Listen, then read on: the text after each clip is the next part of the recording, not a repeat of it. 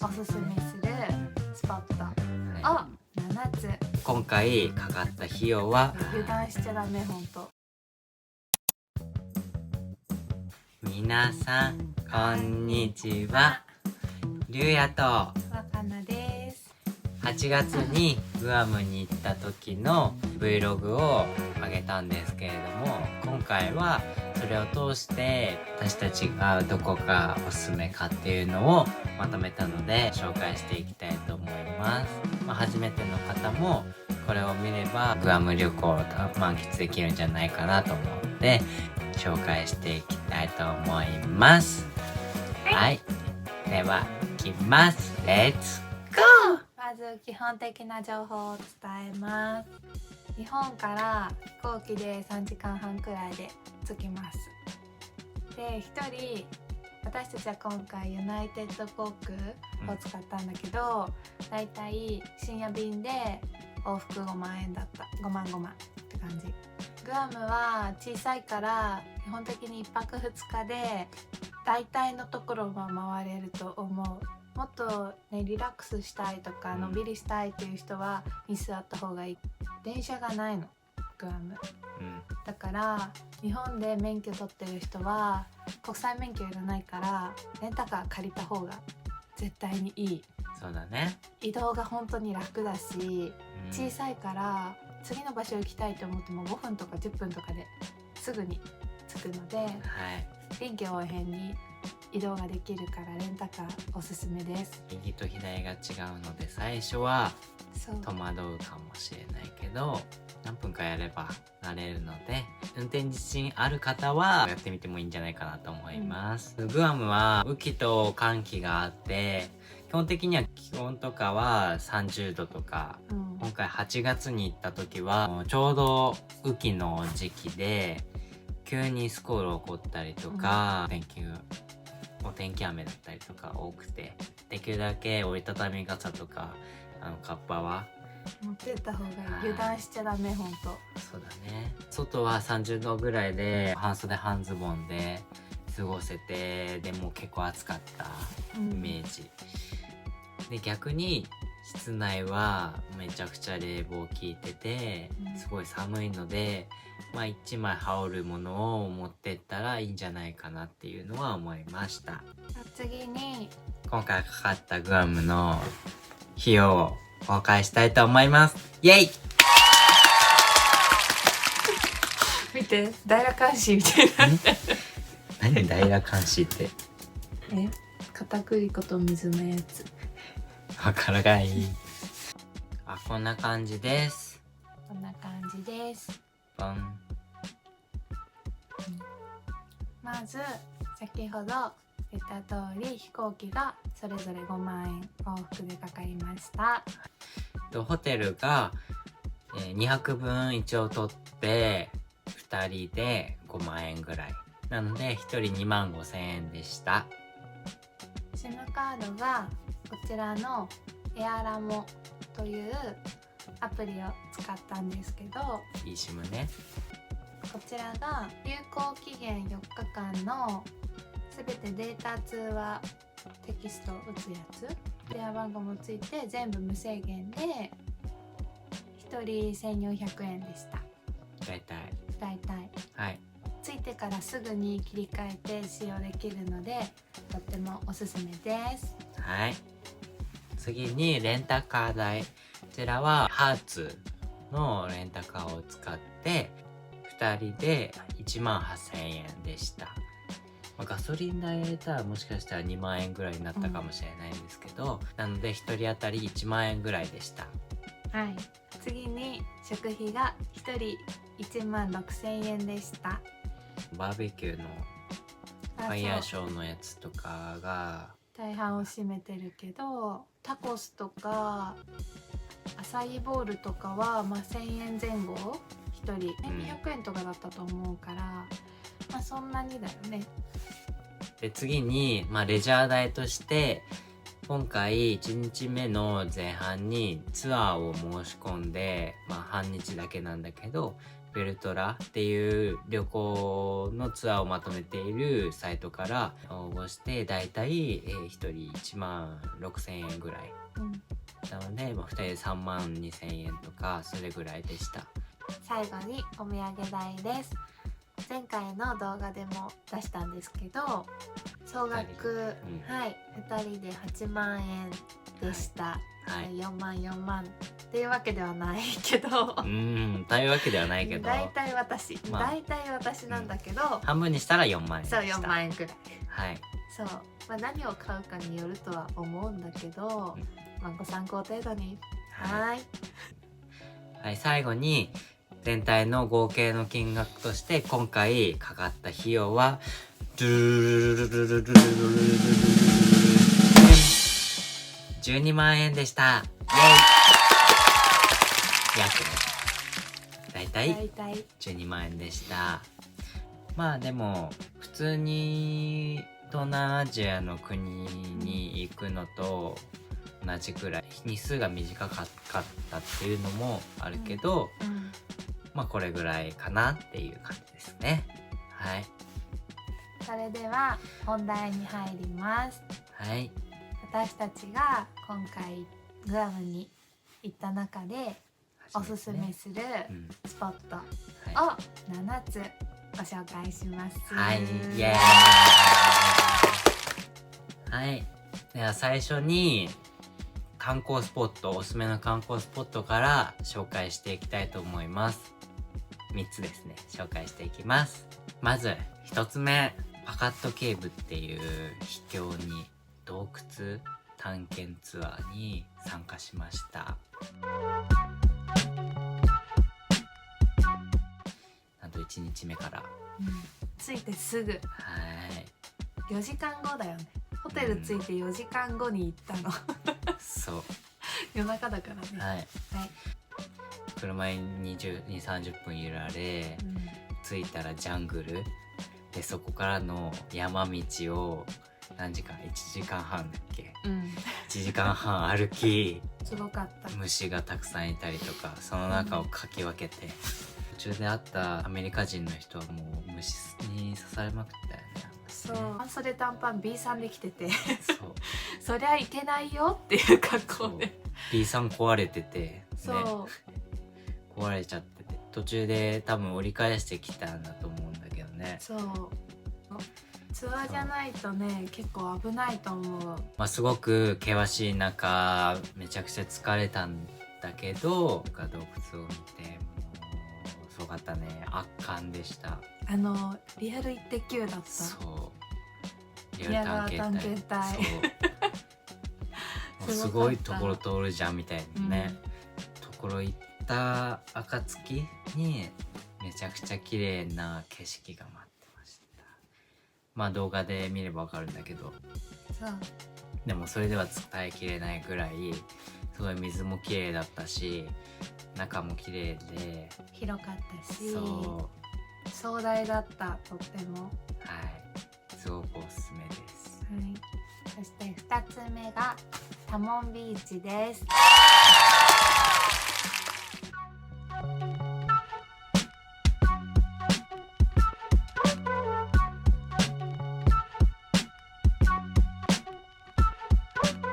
タモンビーチは私たちが泊まったグアムリーフホテルからも見えたんですけど、すごく砂も綺麗で海も綺麗で私たちが行った時は人も少なくて、すごく遠浅の海だったので、ちびっこでも全然泳げる。そう、シュノーケリングしてる子とかいてよかったよ。そう、もう50メートル行った先でも全然足つくぐらいの深さで、安心してね楽しめる場所だったので、波もあんまないしそういいんじゃないかなと思います。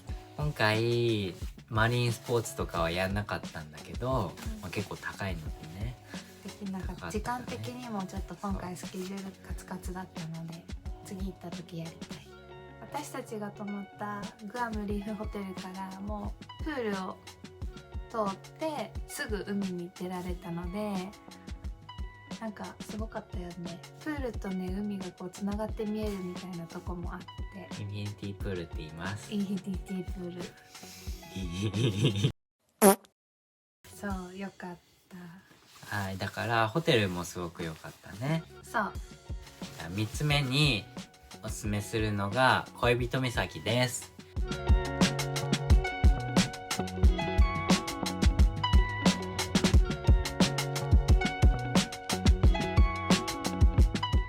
はい、トゥーラバースポイントっていうタモン市内からだいたい車で15分ぐらいの場所です。で、北海道のようなまっすぐの道を通って着いた先には高台がありました。で、そこから太平洋の景色を一望できます。そう、一望できるスポットがあります。はい、風が強かったんですけど、めちゃくちゃね綺麗で、他の観光客の方も結構いらっしゃいました。すごく綺麗でしたね。なんか暑いので水分補給しっかりした方がいい場所。めちゃくちゃ暑かった。海外の方すぐ屋根に避難してたから、確かにそれがいいと思う。そうだったね。写真撮ったりとかしたらもうすぐちょっと休んだ方がいいよ。はいはい。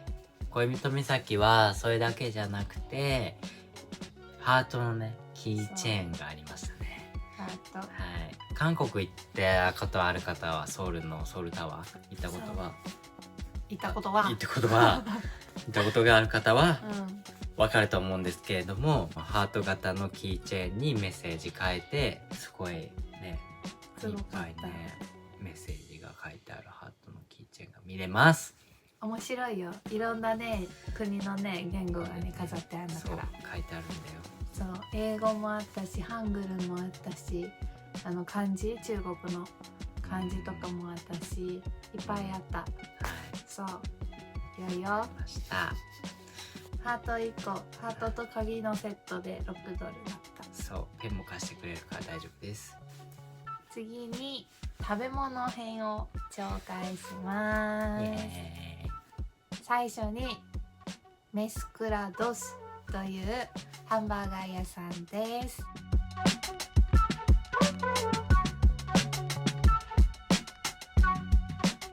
はい、こちらはグアムで出ているローカルチェーン店なんですけれども、まあ2店舗ぐらいグアムにあります。で、なんとホテルの目の前かな、道路挟んだ向かいにそう、あったの。だいたいポテトとハンバーガーで$15くらい前後ものにはよりますけどあったので、アメリカンな雰囲気を味わうならぜひ行ってみてください。そうね、美味しかったね。肉厚のビーフでいろんな種類があって、そう、ね、日本語でもメニュー書いてあったから食べやすくて、とポテトになんか味付いてたよね。レッドペッパーかなんかの味、コンソパプリメとカとかパプリカパウダーと多分コンソメだと思うんだけど、めっちゃ美味しかった。ちゃんとテイクアウトかここで食べるかを伝えないと。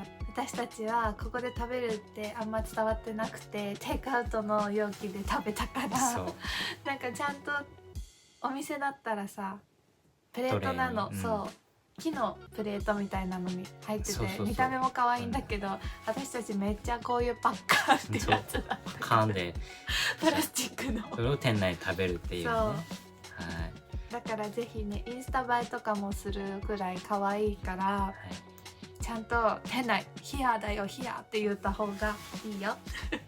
でもテイクアウトの容器の方が食べやすいので、食べやすいは食べどちらでもいいと思います。はい、次に、紹介するのがマイティパープルカフェっていうところです。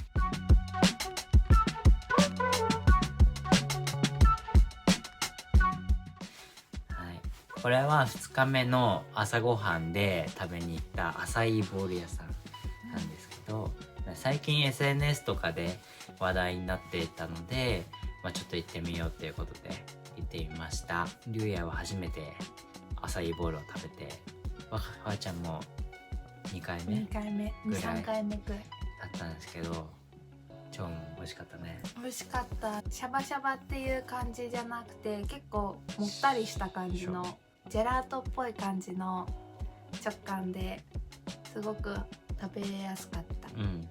でいっぱいフルーツ乗ってて味も飽きないし、すごく雰囲気も素敵なお店だったから、写真とかいっぱい撮ったらいいと思います。マイティパープルカフェオリジナルの T シャツとかいろいろあったって可愛かった。すごく可愛かったね。誰とも被らなそうだし。買ってないけどね。買ってない。初めての人でも、いろんな種類あってサイズとかも選べるんだけど、S サイズで全然いいので、アメリカンサイズなのでね、本当に S サイズでね、このくらいあったから日本の M くらい多分あるんだと思う。ぜひ行ってみてください。はい、絶対行って、次そして3つ目がマンピカという最近できたローカルのタコス屋さんです。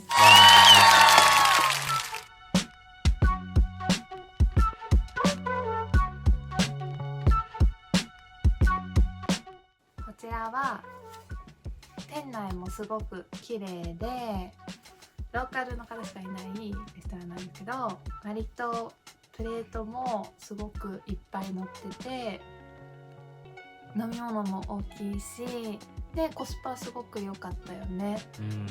行った日がたまたま安い日だったっていうのもあるんだけど、7、8ドルでタコス3つとナチョスプレートとか食べられる、ナチョスそうのセットとかで、飲み物も別で3、4ドルだったので、すごくお腹いっぱいになれて現地の雰囲気を味わえるのでおすすめします。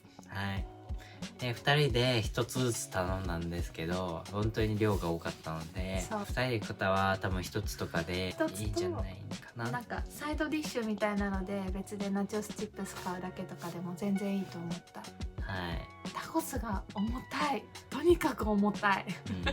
すごい美味しいんだけどね。そう美味しかったんだけど、ほんとヘビー。それも込みでよかった。店員さんもとっても優しくて、食べきれなかったら容器もらえるし、そうテイクアウェイのね。そうすごく行きやすいレストランだったので、ぜひ行ってみてください。では最後に7つ目紹介します。それがグアムプレミアムアウトレットです。イエーイ。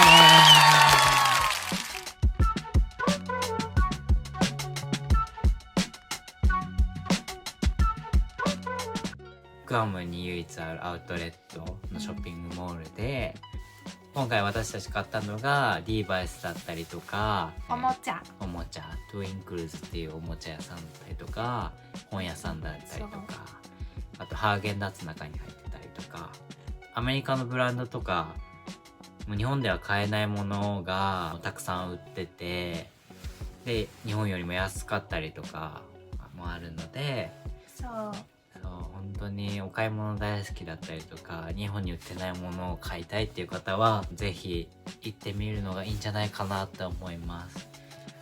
海外のおもちゃ大好きな方とか、日本には絶対ないアイテムがいっぱいあるので、ぜひ行ってください。テンションがもうおかしくなっちゃう。お土産買うところで一番興奮してたね。